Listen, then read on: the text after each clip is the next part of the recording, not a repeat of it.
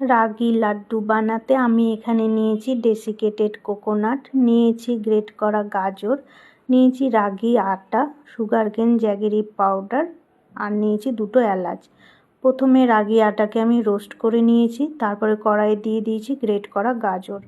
গাজর যখন নরম হয়ে গেছে তখন এলাচ থেতো করে দিয়েছি, তারপরে অ্যাড করে দিয়েছি সুগারকেন জ্যাগেরি পাউডার আর দিয়ে দিয়েছি অল্প পরিমাণে সল্ট, টেস্টটাকে ব্যালেন্স করার জন্য। সব উপকরণকে মিশিয়ে নিয়ে তত সময় নাড়তে হবে যত সময় না চিটচিটে ব্যাপারটা আসে।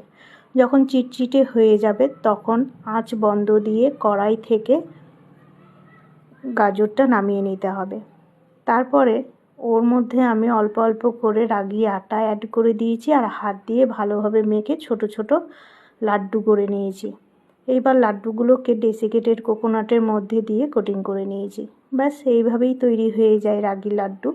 আপনারাও ঘরে বানিয়ে রাখুন হেলদি রাগি লাড্ডু আর এনজয় করুন ইভিনিং স্ন্যাকে বা মিড মর্নিংয়ে।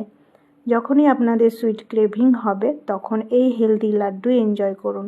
ঘরে ছোট বাচ্চাদেরকেও দিন, কারণ বাজারে যেসব মিষ্টি তৈরি হয় সেগুলো খুব একটা ভালো উপকরণ দিয়ে তৈরি হয় না।